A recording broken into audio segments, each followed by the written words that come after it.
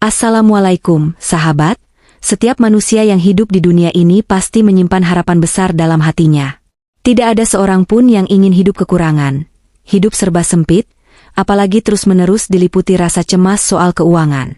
Hampir semua orang mendambakan hidup yang lebih baik, rumah yang layak, kendaraan yang nyaman, kebutuhan keluarga yang tercukupi, serta kemampuan untuk menikmati hidup tanpa harus terus dihantui rasa takut kekurangan.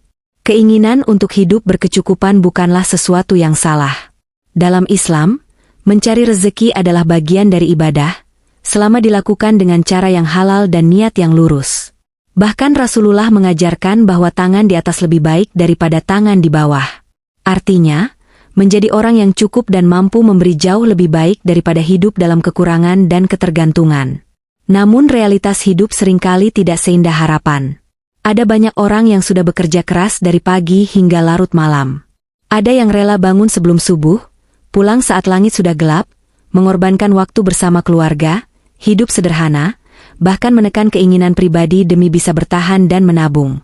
Ironisnya, meski usaha sudah maksimal, kekayaan yang diimpikan seolah menjauh, rezeki terasa seret, dan kehidupan tetap berjalan di tempat. Disinilah sering muncul rasa lelah, bukan hanya di tubuh, tetapi juga di hati. Pertanyaan-pertanyaan mulai bermunculan dalam pikiran. Mengapa hidup terasa sulit padahal sudah berusaha? Mengapa uang selalu habis sebelum akhir bulan? Mengapa rezeki seperti enggan singgah, padahal doa tak pernah putus dipanjatkan? Pertanyaan-pertanyaan ini wajar, dan hampir semua orang pernah merasakannya. Dalam ajaran Islam, kita diajarkan bahwa rezeki bukan semata-mata soal kerja keras, tetapi juga soal keberkahan. Ada orang yang penghasilannya besar, tetapi hidupnya gelisah dan selalu merasa kurang. Ada pula yang penghasilannya sederhana, namun hidupnya terasa cukup, tenang, dan penuh rasa syukur.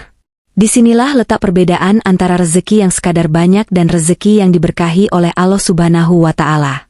Karena itu, setelah berikhtiar dengan sungguh-sungguh, manusia diajarkan untuk tidak menggantungkan harapan sepenuhnya pada usaha semata. Kita diperintahkan untuk berdoa, berserah diri, dan memohon kepada Allah agar diberikan rezeki yang halal, cukup, dan membawa ketenangan. Doa bukan tanda kelemahan, melainkan pengakuan bahwa ada kekuatan yang jauh lebih besar dari diri kita. Namun di tengah masyarakat, berkembang pula berbagai kepercayaan dan mitos turun-temurun yang dipercaya dapat memengaruhi kelancaran rezeki. Mitos-mitos ini sudah hidup sejak lama dan diwariskan dari generasi ke generasi. Ada yang meyakininya sepenuh hati, ada pula yang menganggapnya sekadar cerita lama. Meski begitu, menariknya, banyak dari mitos tersebut justru berkaitan dengan kebiasaan hidup, kebersihan, dan cara manusia memperlakukan rumahnya sendiri. Sebagian orang percaya bahwa ada benda-benda tertentu di dalam atau di sekitar rumah yang bisa menjadi penghalang datangnya rezeki. Jika benda-benda itu dibiarkan, rezeki dipercaya menjadi seret, kehidupan terasa berat, dan usaha sering menemui hambatan. Percaya atau tidak, mitos-mitos ini seringkali menjadi pengingat agar manusia lebih peduli terhadap lingkungan tempat tinggalnya. Sebelum kita melangkah lebih jauh membahas satu persatu mitos tersebut, mari sejenak kita luruskan niat. Apapun yang dibahas dalam video ini bukan untuk menumbuhkan rasa takut berlebihan, apalagi menyekutukan Allah. Semua ini hanyalah bahan renungan, agar kita lebih sadar bahwa rumah bukan sekadar tempat berteduh, tetapi juga tempat lahirnya ketenangan, doa, dan keberkahan. Mari kita jaga silaturahmi dan niat baik ini. Semoga setiap kata yang disampaikan bisa menjadi pengingat, bukan hanya untuk orang lain, tetapi juga untuk diri kita sendiri.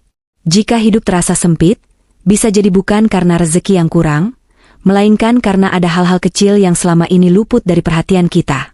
Pembahasan pertama yang sering dianggap sepele adalah kondisi lingkungan rumah, khususnya daun-daun kering yang menumpuk di sekitar rumah. Jika rumah kita berada di lingkungan yang rindang, dikelilingi pepohonan, tentu daun-daun akan berguguran setiap hari. Hal ini adalah sesuatu yang alami dan tidak bisa dihindari. Namun, yang sering luput adalah kebiasaan membiarkan daun-daun kering tersebut menumpuk begitu saja. Dalam kepercayaan masyarakat lama, daun kering yang dibiarkan menumpuk diakini dapat menarik unsur-unsur negatif. Rumah yang kotor dan tidak terawat dipercaya membawa suasana berat, malas, dan menjauhkan rezeki.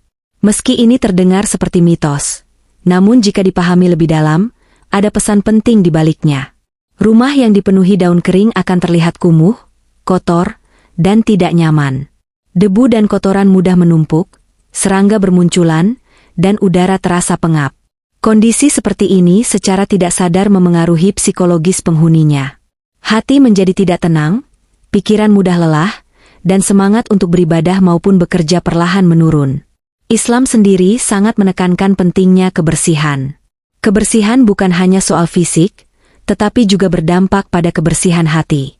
Rumah yang bersih akan membuat penghuninya lebih mudah merasa nyaman, lebih khusyuk saat beribadah, dan lebih fokus dalam menjalani aktivitas sehari-hari. Ketika hati tenang dan pikiran jernih, doa pun lebih mudah dipanjatkan dengan penuh keyakinan. Membersihkan daun-daun kering di sekitar rumah bisa menjadi amal sederhana jika diniatkan karena Allah.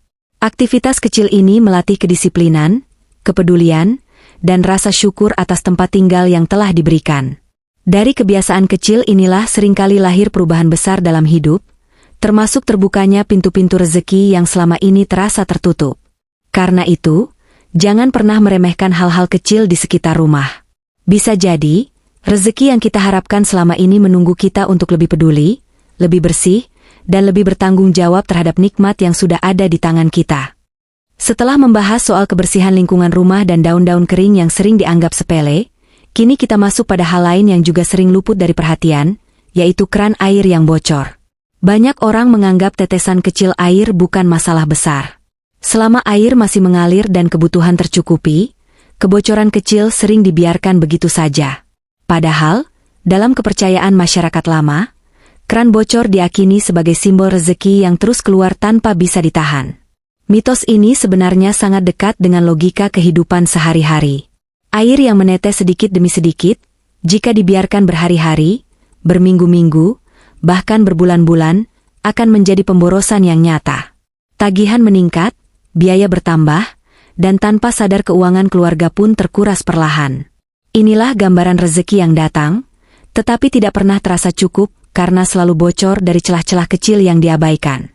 Dalam Islam, pemborosan adalah perbuatan yang sangat tidak disukai oleh Allah Subhanahu wa Ta'ala. Nikmat sekecil apapun adalah amanah yang harus dijaga. Ketika seseorang meremehkan kebocoran kecil, sejatinya ia sedang belajar untuk tidak peduli pada amanah.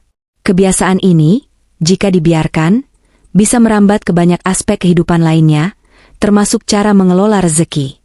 Keran yang bocor juga sering dimaknai sebagai simbol kurangnya kontrol diri. Rezeki yang tidak dikelola dengan baik, pengeluaran yang tidak dicatat, dan kebiasaan belanja tanpa perhitungan adalah bentuk kebocoran yang jauh lebih berbahaya daripada sekadar air yang menetes. Maka, memperbaiki keran bocor bukan hanya tentang pipa dan air, tetapi tentang membangun kesadaran untuk menjaga apa yang telah diberikan oleh Allah. Selanjutnya, ada benda lain yang sering dikaitkan dengan nasib buruk dan kesempitan rezeki, yaitu cermin yang rusak atau retak. Dalam kepercayaan masyarakat, cermin rusak dianggap membawa pertanda yang tidak baik. Pantulan yang terpecah dipercaya melambangkan kehidupan yang tidak utuh, rezeki yang terhambat, dan keberuntungan yang menjauh. Jika dilihat dari sisi psikologis, cermin yang rusak memang dapat memengaruhi perasaan seseorang. Setiap kali bercermin, bayangan yang terpantul tidak sempurna. Secara tidak sadar, hal ini dapat menurunkan rasa percaya diri dan memengaruhi suasana hati. Padahal, suasana hati yang baik sangat berperan dalam semangat bekerja dan beribadah. Islam mengajarkan umatnya untuk mencintai keindahan dan kerapian. Rumah yang tertata rapi dan bersih akan menghadirkan ketenangan. Ketika rumah menjadi tempat yang nyaman, hati pun lebih mudah bersyukur, dan pikiran lebih fokus untuk berusaha. Mengganti atau memperbaiki cermin yang rusak adalah langkah kecil, tetapi bisa membawa dampak besar bagi suasana rumah. Benda berikutnya yang sering disebut dalam mitos penghalang rezeki, adalah kandang ayam yang berada di dalam, atau terlalu dekat dengan rumah. Ayam dalam budaya masyarakat sering dilambangkan sebagai hewan yang rajin dan cepat bergerak sejak pagi. Namun, memelihara ayam tanpa penataan yang baik justru dianggap dapat membuat rezeki cepat pergi. Ada ungkapan lama yang mengatakan, jangan bangun kesiangan sebelum ayam turun dari pohon, nanti rezeki dipatok ayam. Ungkapan ini sesungguhnya adalah nasihat agar manusia tidak malas, rajin bangun pagi, dan tidak menyia-nyiakan waktu. Ayam menjadi simbol bahwa rezeki harus dijemput, bukan ditunggu. Jika kandang ayam berada di dalam rumah atau tidak terawat, bau dan kotorannya dapat mengganggu kenyamanan. Rumah menjadi tidak bersih, udara tidak sehat, dan ketenangan pun hilang. Ketika rumah tidak lagi menjadi tempat yang nyaman, ibadah terasa terganggu, istirahat tidak maksimal, dan semangat bekerja pun menurun. Maka, mitos tentang kandang ayam sejatinya mengajarkan pentingnya keteraturan dan kebersihan. Hewan peliharaan perlu ditata dengan baik agar tidak mengganggu keseimbangan hidup. Rumah yang bersih dan tertib adalah salah satu bentuk ikhtiar agar hidup terasa lebih ringan dan rezeki lebih mudah mengalir dengan izin Allah Subhanahu wa Ta'ala. Setelah membahas beberapa benda dan kondisi rumah yang sering dianggap sebagai penghalang rezeki, kini kita sampai pada bagian rumah yang sering luput dari perhatian, namun memiliki pengaruh besar terhadap kenyamanan dan ketenangan hidup, yaitu kondisi dinding rumah. Coba perhatikan dinding rumah kita dengan jujur. Apakah ada yang retak, pecah, mengelupas, atau penyok namun dibiarkan begitu saja selama bertahun-tahun? Dalam mitos yang berkembang di masyarakat, dinding rumah yang rusak diakini dapat menarik nasib buruk dan kemiskinan. Retakan pada dinding sering diibaratkan sebagai kebocoran rezeki, tempat keluarnya keberkahan yang seharusnya menetap di dalam rumah. Meski ini terdengar seperti kepercayaan lama, namun jika direnungkan, ada pesan mendalam di baliknya. Dinding adalah pelindung rumah. Ia menjadi batas antara dunia luar dan ruang aman keluarga. Ketika dinding rusak, rumah tidak lagi terasa kokoh. Secara psikologis, kondisi ini dapat memunculkan rasa tidak aman dan tidak nyaman bagi penghuninya. Rasa tidak nyaman inilah yang perlahan memengaruhi ketenangan batin, semangat ibadah, dan fokus dalam bekerja mencari nafkah. Islam mengajarkan agar setiap nikmat yang diberikan oleh Allah Subhanahu wa Ta'ala dijaga dengan sebaik-baiknya. Rumah adalah amanah. Ketika kita menunda memperbaiki kerusakan kecil, sebenarnya kita sedang menunda tanggung jawab. Kerusakan kecil yang dibiarkan lama akan menjadi besar, sama seperti masalah keuangan yang awalnya sepele namun membesar karena diabaikan. Selain dinding, ada pula hal lain yang sering dikaitkan dengan kehidupan yang stagnan, yaitu keberadaan jaring laba-laba di dalam rumah. Jaring laba-laba sering muncul di sudut-sudut yang jarang dibersihkan dan jarang diperhatikan. Dalam kepercayaan masyarakat, rumah yang dipenuhi jaring laba-laba dipercaya sebagai rumah yang rezekinya macet dan hidup penghuninya sulit berkembang. Jika dipahami lebih dalam, jaring laba-laba adalah simbol kelalaian. Ia muncul ketika suatu tempat lama tidak disentuh, lama tidak dibersihkan, dan lama tidak dipedulikan. Rumah yang dipenuhi jaring laba-laba sering terasa pengap, kotor, dan tidak nyaman. Kondisi ini secara langsung memengaruhi kesehatan dan suasana hati penghuninya. Dalam Islam, kebersihan lahir dan batin sangat ditekankan. Rumah yang bersih memudahkan penghuninya untuk beribadah dengan khusyuk. Sebaliknya, rumah yang kotor sering membuat hati gelisah dan pikiran tidak fokus. Membersihkan jaring laba-laba bisa menjadi amal sederhana jika diniatkan karena Allah, karena dari kebersihan itulah lahir ketenangan dan semangat hidup. Benda atau makhluk lain yang sering dikaitkan dengan pertanda kurang baik adalah kehadiran kelelawar di sekitar rumah.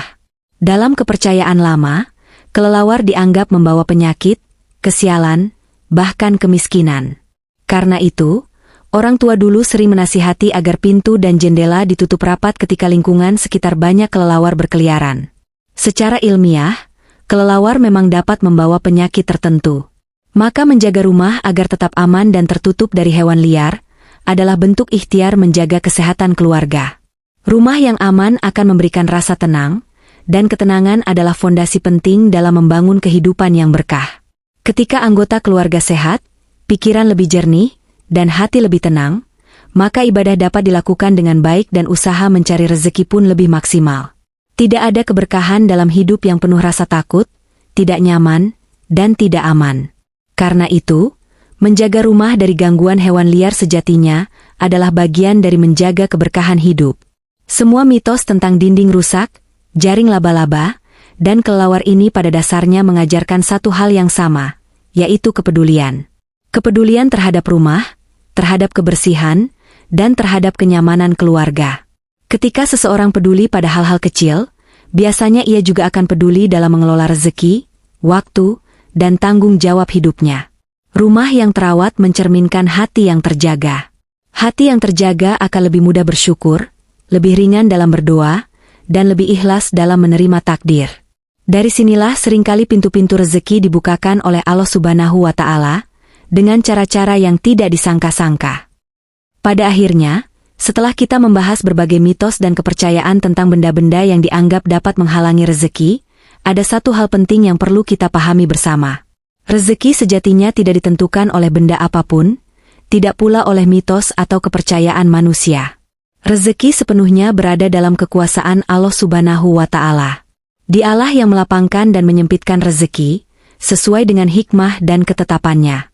Namun, Allah juga mengajarkan manusia untuk berikhtiar, memperbaiki diri, dan menjaga amanah yang telah diberikan. Rumah, harta, kesehatan, dan waktu adalah amanah. Ketika amanah itu dijaga dengan baik, keberkahan pun lebih mudah hadir dalam kehidupan. Sebaliknya, ketika amanah diabaikan, hidup seringkali terasa berat dan sempit, meski secara kasat mata tidak kekurangan. Mitos-mitos yang berkembang di masyarakat sejatinya bukan untuk ditakuti, tetapi untuk direnungi. Daun kering, keran bocor, cermin rusak, kandang ayam yang tidak tertata, dinding retak, jaring laba-laba, hingga kehadiran hewan liar, semuanya mengajarkan satu pesan yang sama, yaitu pentingnya kepedulian terhadap lingkungan tempat kita hidup. Rumah yang bersih dan terawat bukan hanya enak dipandang, tetapi juga menenangkan hati. Hati yang tenang adalah salah satu kunci datangnya keberkahan. Ketika hati tenang, ibadah terasa ringan. Ketika ibadah terasa ringan, doa pun lebih mudah dipanjatkan dengan penuh keyakinan. Dan ketika doa dipanjatkan dengan hati yang bersih, Allah Maha mendengar setiap keluhan dan harapan hambanya. Seringkali manusia terlalu sibuk mengejar rezeki, hingga lupa memperbaiki hal-hal kecil yang ada di sekitarnya. Padahal, rezeki bukan hanya soal angka dan materi, tetapi juga soal rasa cukup, ketentraman, dan kebahagiaan. Ada orang yang hartanya tidak seberapa, tetapi hidupnya damai. Ada pula yang hartanya melimpah, tetapi hidupnya penuh kegelisahan. Inilah perbedaan antara rezeki yang sekadar banyak dan rezeki yang diberkahi. Islam mengajarkan keseimbangan antara usaha lahir dan batin. Kita diperintahkan untuk bekerja keras, namun juga menjaga kebersihan, keteraturan, dan kesederhanaan hidup. Kita diajarkan untuk menutup kebocoran kecil sebelum menjadi masalah besar, memperbaiki kerusakan sebelum menimbulkan dampak yang lebih luas, dan membersihkan yang kotor sebelum menumpuk menjadi beban. Jika selama ini rezeki terasa seret, jangan-jangan bukan karena kurangnya usaha, tetapi karena kurangnya kepedulian. Bisa jadi ada nikmat kecil yang kita abaikan, amanah yang kita remehkan, atau kebiasaan sederhana yang belum kita perbaiki. Muhasabah diri adalah langkah awal untuk membuka jalan perubahan. Mari kita jadikan rumah sebagai tempat yang menenangkan, bukan hanya secara fisik, tetapi juga secara spiritual. Rumah yang bersih, rapi, dan nyaman akan menjadi tempat lahirnya doa-doa yang tulus, tempat anak-anak tumbuh dengan nilai-nilai kebaikan, dan tempat keluarga saling menguatkan dalam iman. Semoga dengan memperbaiki hal-hal kecil dalam hidup, Allah membuka pintu-pintu rezeki yang selama ini terasa tertutup. Semoga kita diberikan rezeki yang halal, cukup, dan penuh keberkahan. Rezeki yang tidak hanya mengenyangkan perut, tetapi juga menenangkan hati dan mendekatkan diri kepadanya. Akhir kata, jadikan setiap ikhtiar sebagai ibadah, dan jadikan setiap nikmat sebagai jalan untuk bersyukur. Semoga hidup kita senantiasa berada dalam lindungan dan rahmat Allah Subhanahu wa Ta'ala. Amin ya Rabbal Alamin. Wassalamualaikum warahmatullahi wabarakatuh.